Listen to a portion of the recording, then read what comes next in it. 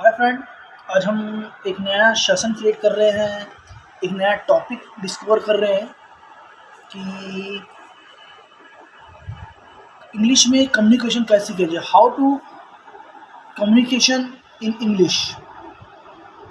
तो बहुत ही important lecture और बहुत ही इम्पोर्टेंट डिस्कशन होने वाला है कि इंग्लिश में कम्युनिकेशन आखिर किया कैसे जाए। आजकल के जो स्टूडेंट हैं वह जल्दी कम्युनिकेशन करते नहीं इंग्लिश में, क्योंकि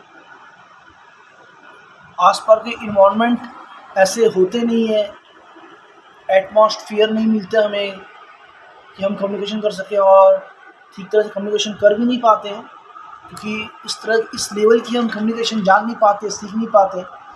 तो बहुत इम्पोर्टेंट है कि हम कम्युनिकेशन करना सीखें और कम्युनिकेशन के बारे में स्किल डेवलप करें।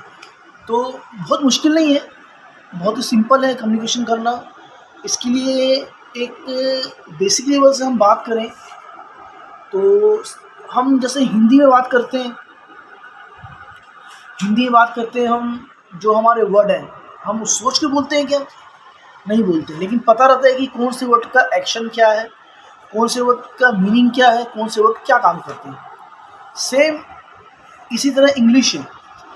इंग्लिश में भी अगर हम वर्ड पावर याद कर लें, डेली की वोकैबुलरी जो इम्पोर्टेंट है, पहले इम्पोर्टेंट निकाल लें कि इतने वर्ड यूज़ होते हैं, इतने वर्ड का यूज़ करना है, तो आसानी से हम कम्युनिकेशन कर पाएंगे। और जान लें कि इतने वर्ड का यूज़ इनफ है, न इससे ज़्यादा न इससे कम, तो हम कम्युनिकेशन आसानी से कर पाएंगे। और सबसे बड़ी चीज़ कि अगर वर्ड पावर को हम आसानी से याद करते चल जाएँ, सीखते चल जाएँ, स्किल डेवलप करते चल जाएँ, डेली के अनुसार डेली भी हम 10 वर्ड भी याद करते हैं तो महीने में 300 वर्ड हो गए, और साल के वर्ड 3600 हो गए, 3600। तो इतने वर्ड इनफ है, आसानी कम्युनिकेशन कर सकते हैं। इसके लिए हमें माइंड में सोचना नहीं है कि हमें वह याद करना है, बस वो याद करें, उसका यूज़ सीखें और बोलें। हिंदी में हम ग्रामर यूज़ करते हैं क्या? नहीं करते। कि ग्रामर की तरह हम हिंदी को बोलते हैं? नहीं बोलते। उसी तरह इंग्लिश रहती है। स्पीकिंग करने में, कम्युनिकेशन करने में ग्रामर का यूज़ करना उतना इम्पोर्टेंट नहीं है। हाँ, लेकिन सीखना इम्पोर्टेंट है, जानना इम्पोर्टेंट है। आप अगर वर्ड को जान लिए तो आसानी से सीख पाएंगे। लेकिन सबसे इम्पोर्टेंट है वर्ड को जानना, वर्ड को सीखना। अगर हम वर्ड ही नहीं पता है हमें, तो हम सीख कैसे पाएंगे? तो कम्युनिकेशन इंग्लिश में करने के लिए वर्ड पावर का सीखना, Hindi to English, English to Hindi, ये बहुत इम्पोर्टेंट है। अगर हम नहीं कर पा रहे हैं तो हम कम्युनिकेशन नहीं कर पाएंगे। इम्पोर्टेंट है कि कम्युनिकेशन करने के लिए वर्ड पावर का इस्तेमाल करना, वर्ड को याद रखना, यहाँ से स्टार्ट हो जाती कम्युनिकेशन। अब जैसे हमें कहीं जाना है, तो मैं जाना को क्या बोलूँगा? गो, जस्ट यू कैन गो, तुम जा सकते हो। तो अगर हम हिंदी बोलने के साथ इंग्लिश भी बोलें, यू कैन गो, तुम जा सकते हो, यू कैन डू इट, तुम कर सकते हो, यू कैन कम, तुम आ सकते हो। दोनों वर्ड को साथ साथ इस्तेमाल करें तो इम्पोर्टेंट है कि हम जल्दी सीख जाएंगे। हिंदी टू इंग्लिश और इंग्लिश टू हिंदी। यहाँ से एक बेहतरीन लेक्चर क्रिएट होगा, बेहतरीन कम्युनिकेशन क्रिएट होगा, और हम आसानी से सीख जाएंगे। तो जैसे मैंने बताया आपको, यू कैन, तुम कर सकते हो, यू कैन डू, तुम कर सकते हो, यू डू इट, तुम जल्दी कर सकते हो, डू इट फास्ट। इस तरह की कम्युनिकेशन अगर हम करेंगे, हिंदी से इंग्लिश, इंग्लिश से हिंदी, साथ में कंबाइंड मिक्स, तो आसानी से हम सीख पाएंगे कि कैसे कम्युनिकेशन करते हैं। इम्पॉर्टेंट है दोनों Hindi to English, English to Hindi साथ में लेके चलें। ऐसे नहीं खाली इंग्लिश पढ़ रहे हैं और हिंदी नहीं पढ़ रहे, हिंदी पढ़ रहे, इंग्लिश नहीं पढ़ रहे हैं। इम्पॉर्टेंट है दोनों को पढ़ना, दोनों को सीखना साथ में। अब जैसे मैं कपड़ा बोलूँ तो कपड़े को क्लोथ बोलते हैं, तो क्लोथ और कपड़ा दोनों साथ में यूज़ करेंगे तो बेटर है। एक ही वर्ड यूज़ नहीं करना है, कंबाइन यूज़ करना है, साथ में यूज़ करना है।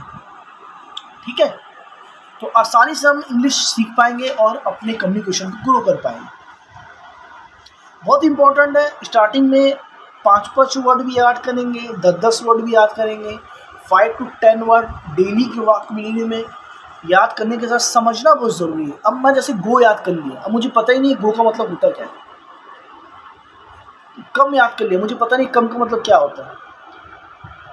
गो का मतलब जाना, कम का मतलब आना, और जाना और आना का पता ही नहीं है कि गो बोलते हैं कम बोलते हैं। तो फिर ये भी प्रॉब्लम है, समझना बहुत ज़रूरी है।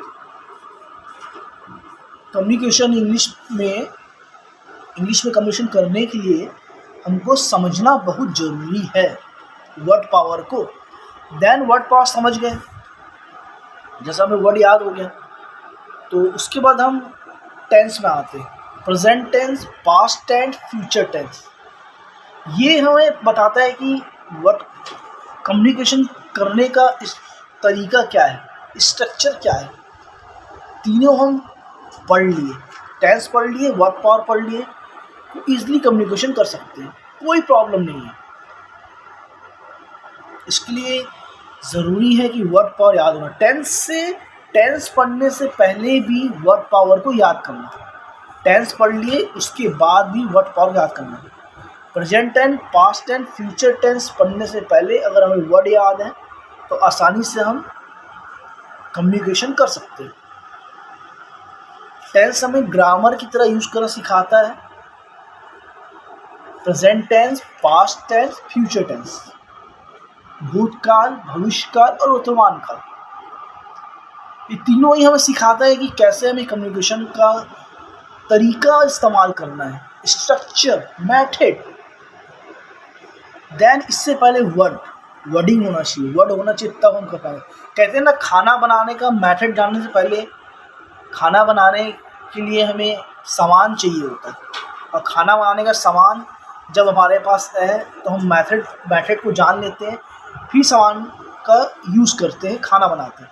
ठीक उसी तरह हमें कम्युनिकेशन करने से पहले वर्ड पता होना चाहिए, Hindi to English, English to Hindi समझना पड़ेगा, जानना पड़ेगा कौन सा वर्ड क्या काम करता है, कौन सा वर्ड का मीनिंग क्या है, कौन सा वर्ड का स्ट्रक्चर क्या है। देन कम्युनिकेशन करने के लिए ग्रामर के तरीके से टेंस पढ़ेंगे तो आपको कम्युनिकेशन आराम से कर पाएंगे। तो बहुत इंपॉर्टेंट है कम्युनिकेशन करने के लिए टेंस पढ़ना और वर्ड पावर यूज़ करना। ये दो मैटर इंपॉर्टेंट है। आप अगर दोनों कर लिए, फर्स्ट आप वर्ड पावर रखिए, सेकंड में आप टेंस को रखिए, देन ईजिली आप कम्युनिकेशन कर पाएंगे, कोई प्रॉब्लम नहीं है। तो इम्पॉर्टेंट है, अगर आप सीखते हैं, इस तरह से कम्युनिकेशन करते हैं तो आराम से इंग्लिश में कम्युनिकेशन कर पाएंगे। तो आप लोग सीखिए, समझिए और इंग्लिश में कम्युनिकेशन आराम से करिए, कोई प्रॉब्लम नहीं है। मेरे जो सेशन है, मैं जो आपको सिखा रहा हूँ, मैं जो आपको बता रहा हूँ, उसे फॉलो करिए और लाइफ में ग्रो करिए, और मेरे चैनल को सपोर्ट करिए कि मैं आपको लेक्चर के साथ, कुछ सिखाने के साथ, इंटरटेनमेंट के साथ सारी फैसिलिटी आपको दे रहा हूँ, सब कुछ आपको प्रोवाइड करा रहा हूँ। तो मेरे चैनल को सपोर्ट करिए और मेरे चैनल को आगे बढ़ाइए। मिलते हैं नेक्स्ट लेक्चर में, तब तक keep watching and thank you.